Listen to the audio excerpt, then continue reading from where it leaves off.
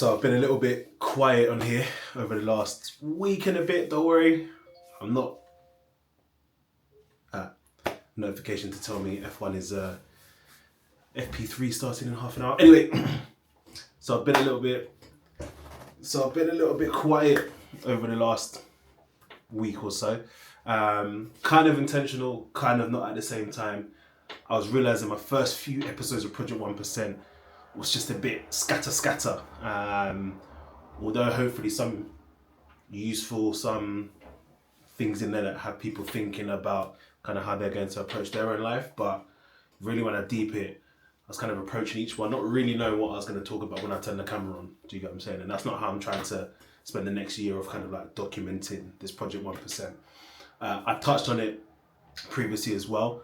But one of the key reasons for that is that I wasn't certain on my kind of North Star. I hadn't actually mapped it out. I had a rough idea, but I hadn't really mapped it out really kind of like at the end of the year, where do I want to be? What do I want to have achieved? What do I want life to look like at that point, right? And so for context, it's Saturday, 25th of July, as I'm recording this bit. I've spent kind of since yesterday on my commute to the office yesterday, because I go to the office Mondays, Wednesdays and Fridays. On my commute to the office yesterday, I started this. And basically I've been working with my coach, my running coach, my life coach, my everything, everything coach that is, ChatGPT, to basically just work that out. Let me actually, start putting pen to paper and start having an idea and a vision for what I'm working towards, as opposed to just waking up each day and winging it and going off pure vibes. Do you get what I'm saying? And so that's what I've been doing. So at the moment so far, we have gone through my health and career goals.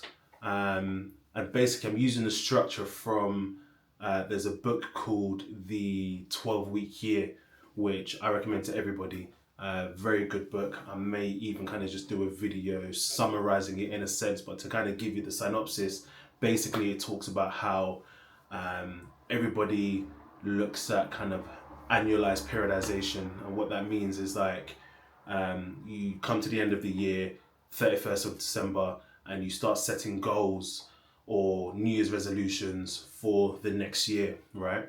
But the truth of the matter is twofold. It doesn't have to be every 31st of July, 31st of December, sorry, that we do that. That's just an arbitrary date that we've created for ourselves. It just so happens basically that we've created that because it so happens to be the end of the calendar year, but there's no reason at all that that's when we decide, you know what, we're going to start taking things seriously. And when you consider how everybody, especially when it comes to like business and stuff, right, you always notice end of year sales, etc. Main reason being after the 31st of July, it's the end of the year. A lot of companies have their year end then.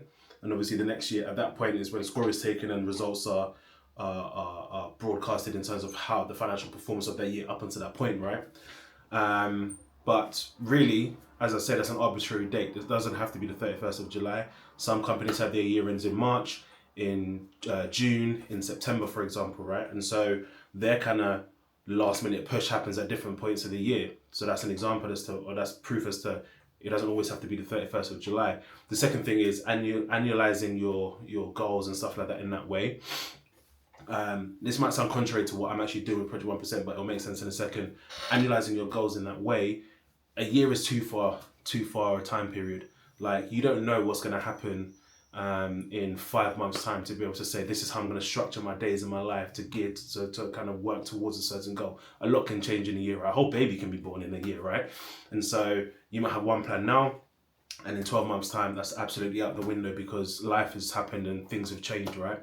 And so what the book says, and also, the second point on that as well is that the problem that a lot of people have is if you set, let's say, a New Year's resolution or a goal on the 1st of January, and you kind of start working towards it, or you don't work towards it, regardless, the point is, let's say come March, you've not really worked towards the goal, you're not really making progress, and you think to yourself, you know what, it's only March, I've still got 9 months left to work towards my goal. And then time keeps ticking, keep plodding along, you get to later on in the year and you start thinking to yourself that you can achieve everything you wanted to achieve in that shorter time frame, let's say from July onwards, October onwards, whenever you actually decide to start getting serious.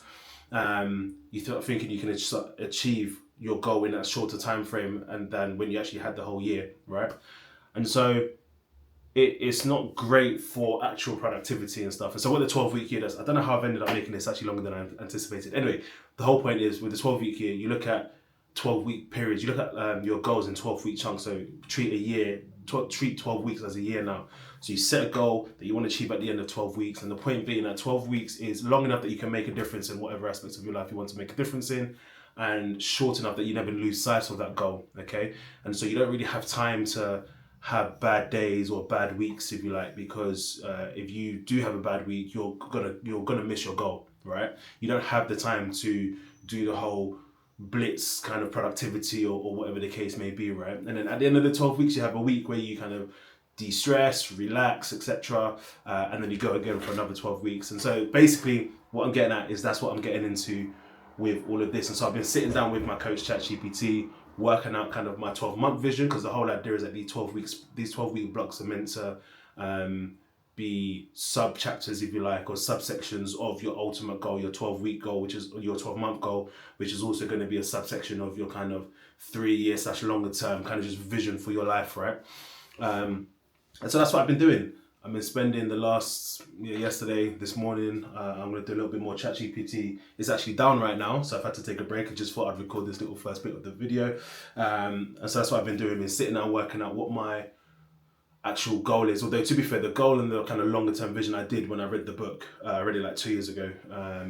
So when I actually read the book, I sat down and I did those parts of the book where I sat down and worked out what my kind of long term vision is, but I didn't do anything about it. And so I've kind of just taken, it's quite a long block of text. I've put into ChatGPT and I've said, look, this is what when I finished reading the book, this is what I said in terms of my goals, etc. Help me formulate these into actions and 12-week goals and stuff like that, right? And so I've done my longer term vision, I've done my 12-month vision, and for health and career, I've done my 12-week goal, as well as kind of breaking it down to what my non-negotiables are and my kind of daily actions and stuff like that. And so when I finish everything, I'll come back and I will let you know kind of what those are, so that you know what it is that I'm working towards as we probably get into this Project 1% and looking to get into a better place in a year's time.